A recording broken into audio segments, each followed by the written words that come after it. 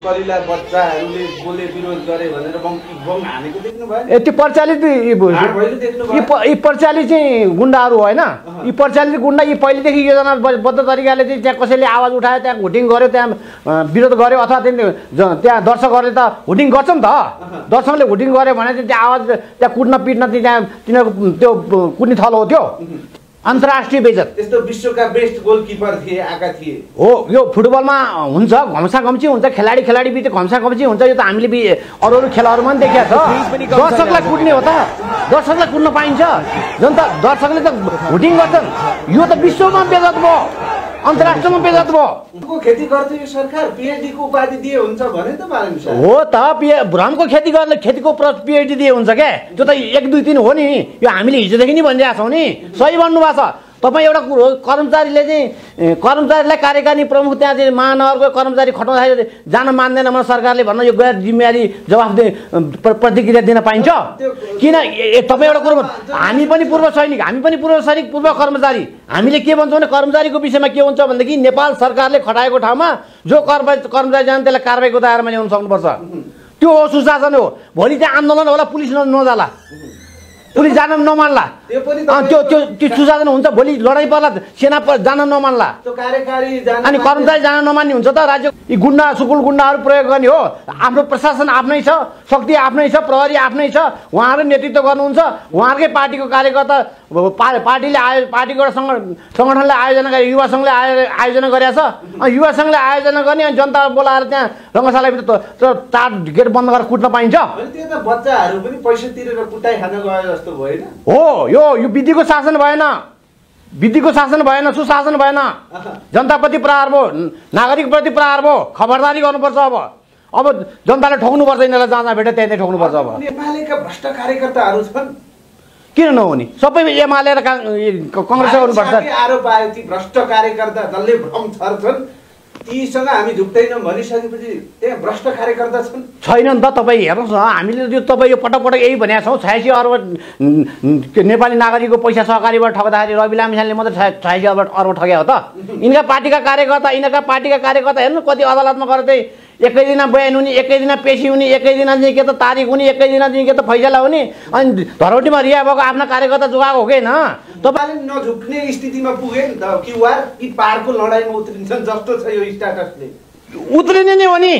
अहिले नउत्रे कहिले उत्रिने? अब अहिले पनि नउत्रिने, जनता उत्रिन्छन्। अब उहाँलाई साथ लिएर आउँछन्। अब जनता मरिसकेपछि सिटामल ल्याउनु भन्दा बिरामी हुँदै बचाउनु उत्रिनु पर्यो बालेन साहब, होइन? हो, यो बिल्कुल सही हो। प्रचण्डहरू पनि उत्रिनु पर्यो, सबै उत्रिनु पर्यो, सबैले प्रतिकार गर्नु पर्यो, खबरदार गर्नु पर्यो। जे गर्दा नि हुन्छ त। जस्तो अब सुशासनका लागि जोसुकैसँग जुझ्नु परे पनि जुझ्न तयार छु, तर सम्झौता गर्दिन, एकदम शासन कायम गरेरै छोड्छु भनेपछि क्युआर कि पारको बिन्दुमा छन् बालेन साहब। अब केन्द्रीय सरकारलाई नैतिक धराप छ, नैतिकता धराप छ। अब केन्द्रीय सरकारले कि बालेन शाहलाई चाहिँ त्यहाँ हटाउन सक्नु पर्यो। जनताले प्रतिकार गर्छन्, खैरा छ नि, जहाँ भयो त्यहाँबाट लखड्छन् यिनीहरूलाई। त्यो अवस्था सिर्जना भयो भने अब चाहिँ भ्रष्टाचारले कारबाही गरेन भने जनताले आवाज उठाउँछन्, बालेन शाहलाई साथ दिन्छन्, प्रचण्डहरूले आवाज उठाइरहेछन्। भ्रष्टाचारलाई 1 2 दिन जेल हालिन्छ। अब हेर्नुहोस्, एक गरेर हाल्नुपर्छ। बालेन शाहलाई देशको माया भएको हो कि धेरै प्रेसर भएर थाम्न नसकेका हुन् पछिल्लो समय? होइन, देशको माया हो। अहिले ऊर्जा मन्त्रीको टोलीले 0 दियो, 0 मार्क्स केही गरेका थिएनन् कुलमानले काम। 30 जन एसएलसी फेल भएकाहरूले नम्बर दिन जानेको भएको नम्बर दिनु।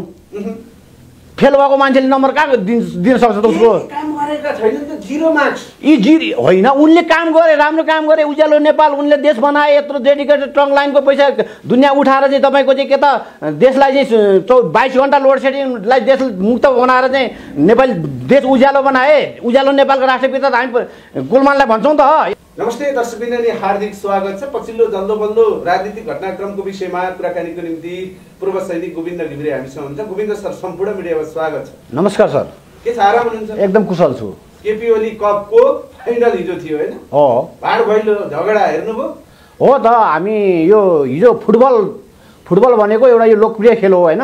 यो फुटबल हेर्न गएको दर्शकलाई कुट्न चाहिँ त्यहाँ चाहिँ के त फाइट गर्नु पो पठाइएको जस्तो देखियो नि। त्यहाँ त विरोध गरेर कसैले त्यहाँ तपाईँको चाहिँ होर्डिङ गरे भन्दैमा कार्यकर्तालाई चाहिँ कुट्न पठाइएको, त्यहाँ चाहिँ दर्शकलाई कुट्न पठाइएको, जनता कुट्न पठाइएको हो। सरस्वती हेर्दाखेरि अब युवा सङ्घले आयोजना गर्यो कप, एउटा दर्शकलाई कुट्न मिल्छ आयोजकले? हो त, तपाईँ यही त यसको उत्तरदायी कसले? सरकारले लिने जिम्मेवारी लिनुपर्छ कि पर्दैन? यो सरकारले छानबिन गर्नु पर्दैन? यो सरकारले अब छानबिनको दायरामा ल्याएर कुट्ने को हो? त्यो मान्छे कुट्न पाइन्छ? त्यस्तो भयो त भोलि मान्छेले सडकमा अरूलाई कुट्छ नि, प्रतिकार गर्छ जनताले। देख्नु भएन तिग्रे मुङ्ग्रेहरू थिए उहाँ दर्शकको भिडमा छिरेर त्यो कलिला बच्चाहरूले बोले विरोध गरे भनेर बङ हानेको देख्नु भएन? त्यो परिचालित यी परिचालित चाहिँ गुन्डाहरू होइन, यी परिचालित गुन्डा यी पहिलेदेखि योजनाबद्ध तरिकाले चाहिँ त्यहाँ कसैले आवाज उठायो, त्यहाँ होर्डिङ गर्यो, त्यहाँ विरोध गर्यो, अथवा त्यहाँ दर्शकहरूले त होर्डिङ गर्छ नि त। दर्शकले होर्डिङ गर्यो भने चाहिँ त्यहाँ आवाज त्यहाँ कुट्न पिट्न त्यहाँ तिनीहरूको त्यो कुट्ने थलो हो त्यो। त्यहाँ त अलिकति विरोध भयो सहनु सक्नुपर्छ। भोटिङ हुन्छ, जनता भोटिङ गर्छ, दर्शकले भोटिङ गर्छ। त्यो पनि सरकार चाहिँ त्यहाँ एउटा फुटबलमा समेत ज्यादातिर आफ्नो दम्ब र घमण्ड प्रयोग गर्न पाइन्छ, शक्ति प्रयोग गर्न पाइन्छ, आफ्नो कार्यकर्ताहरू प्रयोग गर्न पाइन्छ। फेरि अर्कोले अर्को कार्यकर्ता प्रयोग गरेर भोलि त्यहाँ बच्चाहरू कुटिया छ, हेर्नुहोस्, त्यहाँ वृद्ध मान्छे कुटिया छ, त्यहाँ महिला कुटिया छ, त्यो गर्न पाइन्छ? यदि त्यो अब 15-20 हजार दर्शक थियो, ती दर्शकहरू भड्केका थिए भने त्यो माहौल के हुन्थ्यो? कतिको ज्यान जान सक्थ्यो? तपाईँ हामीले त हेरौँ न, तपाईँको पहिलाको त्यो दशरथ रङ्गशालाको काण्ड चाहिँ हामीले पञ्चायतकालका केशरबहादुर विष्टको पालामा एउटा सानो हावाहुरीले आउँदाखेरि 4वटा गेट बन्द आउँदाखेरि कति 30-40 जनाले 30-40 जनाको मृत्यु भएको कि होइन? त्यो अवस्था त्यहाँ गम्भीर घटना हुन सक्थ्यो। जनता सम्मिलित भए, दर्शक सम्मिलित भए, यी गुन्डा सुकुल गुन्डाहरू प्रयोग गर्ने हो। आफ्नो प्रशासन आफ्नै छ, शक्ति आफ्नै छ, प्रहरी आफ्नै छ, उहाँहरूले नेतृत्व गर्नुहुन्छ। उहाँहरूकै पार्टीको कार्यकर्ता पार्टीले पार्टीको एउटा सङ्गठनले आयोजना गरे, युवा सङ्घले आयोजना गरेको छ। युवा सङ्घले आयोजना गर्ने अनि जनता बोलाएर त्यहाँ रङ्गशालाभित्र 4 गेट बन्द गरेर कुट्न पाइन्छ? त्यो त बच्चाहरू पनि पैसा तिरेर कुटाइ खान गए जस्तो भएन? हो, यो विधिको शासन भएन, विधिको शासन भएन, सुशासन भएन। जनताप्रति प्रहार भयो, नागरिकप्रति प्रहार भयो। खबरदारी गर्नुपर्छ। अब जनताले ठोक्नुपर्छ, यिनीहरूलाई जहाँ जहाँ भेट्यो त्यही ठोक्नुपर्छ। अब उनीहरू नि अराजक भयो, जनताहरू सामाजिक सञ्जाल अराजक भयो भन्छन्। कोही अब एमालेकै कार्यकर्ता, युवा सङ्घकै कार्यकर्ताहरू प्रहरी कुट्छन् ठमेलमा, कोही रङ्गशालामा दर्शकहरू कुट्छन्, बच्चाहरू केटाकेटीहरू कुट्छन्, होइन? हो, हिजो एउटा देशको चाहिँ एउटा चाहिँ जनतालाई सुशासन दिने एउटा प्रहरीलाई त्यहाँ दरबारमा कुटिँदाखेरि आफ्नै कार्यकर्ताप्रति 7-8 2-4 दिनमा छुट दिन्छन् यिनीहरू, होइन? अहिले त्यही रङ्गशालाको घटना हिजो हेर्नुहोस्, नेपाली नागरिकलाई कुट्न पठाइएको, बालकलाई कुट्न पठाइएको, जनतालाई कुट्न पठाएको। खबरदार, यदि तपाईँहरूले यदि त्यसरी चाहिँ जनता कुट्न थाल्नुहुन्छ, जनताले प्रतिकार गऱ्यो भने तिमीहरूको के खैरा छैन। तिमीहरूले चाहिँ यो अहिले आफ्नो शक्ति र चाहिँ पद र ओहदामा छ, हाम्रै सरकार छ, हाम्रै नेतृत्वको सरकार छ, जे गरे पनि छुट हुन्छ। हिजो चाहिँ एकजना मान्छेले तपाईँको चाहिँ जापानबाट चाहिँ एउटा खेलमा होटिङ गऱ्यो भनेर चाहिँ त्यो मान्छे समाजलाई ल्याएर कारबाही गरेको देश हो। अब यिनीहरूका आफ्ना कार्यकर्ता जोसुकै होस् नेपाली जनता कुट्नेलाई समाउनु पर्दैन? यदि भएन भने नेपाली जनताले यिनीलाई कुट्नुपर्छ। अब धन्न नेपाली जनताहरू त सचेत सजग रहेछन्, इमान्दार रहेछन्, होइन? कुटाइ खाँदा पनि चुप लागिरहेको त्यत्रो भिड पनि, त्यत्रो भिडमा जनता आकर्षित भएन नि, जनता संयमित भयो। के जनता संयमित भयो? त्यहाँ 2-4 जना सुकुल गुन्डाले त्यहाँ पब्लिक धुलाई भेटे भए के हुन्थ्यो तिनीहरूको हालत? त्यहाँ प्रहरीले त्यहाँ थेक्न सक्थ्यो, राज्यले थेक्न सक्थ्यो, सरकारले थेक्न सक्थ्यो। त्यहाँ ठुलो घटना घट्यो भने को जिम्मेवारी हुन्थ्यो? जनता कुट्न पाइन्छ? रङ्गशालामा बेला जनता कुट्ने हो? खबरदार गर्छौँ। यता गुन्डागर्दी गर्ने आफ्नै नेता, आफ्नै सरकार छ, आफ्नै नेतृत्व सरकार छ, आफैले सुशासन कायम गर्नुपर्ने राज्य सरकार, त्यसको पार्टी, त्यसका भातृ सङ्गठन, यिनीहरूले जे गर्दा नि हुन्छ। जस्तो पाहुनाले के सोच्यो होला? अब विश्वकप विजेता 2006 सालको इटाली, होइन? अब त्यो विश्वकप जित्ताका गोलकिपर, होइन? रोनाल्डोको टिममेट पनि बुफान, होइन? त्यहाँ चेफ गेस्ट थिए त्यो खेलका, होइन? उनीलाई नेपाल बोलाइएको थियो। तिनले के सोचेर गयो होला भन्ने कुरा? अन्तर्राष्ट्रिय बेइज्जत। त्यस्तो विश्वका बेस्ट गोलकिपर थिए, आएका थिए। हो, यो फुटबलमा हुन्छ, घम्साघम्सी हुन्छ, खेलाडी बिच घम्साघम्सी हुन्छ। यो त हामीले अरू खेलहरूमा पनि देखिया छ। दर्शकलाई कुट्ने हो त? दर्शकलाई कुट्न पाइन्छ? जनता दर्शकले त भोटिङ गर्छन्। यो त विश्वमा बेइज्जत भयो, अन्तर्राष्ट्रियमा बेइज्जत भयो। अब यो अझ पनि सरकार चाहिँ के त अझ हामी सुशासन कायम गर्छौँ, देशप्रति उत्तरदायी हुन्छौँ। यस्तो राष्ट्रिय बेइज्जत हुँदाखेरि पनि सरकार एक शब्द बोलेको छैन। अहिले ती दोषीहरूलाई समाएको छैन। समाउनु पर्दैन? त्यो कारबाहीको दायरामा ल्याउनु पर्दैन?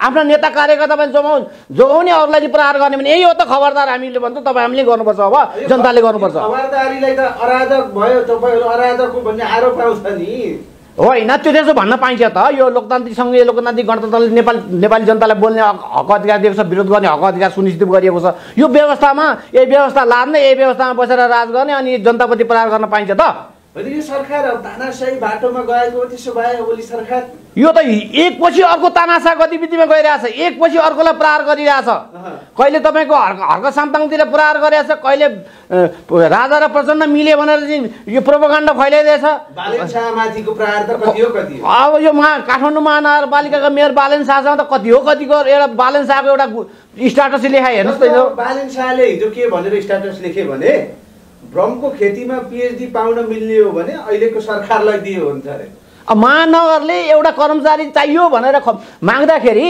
मन्त्रीसँग समन्वय गर्नुपर्ने यिनीहरूको चाकडी गर्नुपर्ने गुलामी गर्नुपर्ने पत्रचार गरेर त्यहाँ चाहिँ कर्मचारी खटा भनेपछि कर्मचारी खटाउनु पर्यो नि जान मान्दैन भने सरकारले सुख पाउँछ भ्रमको खेती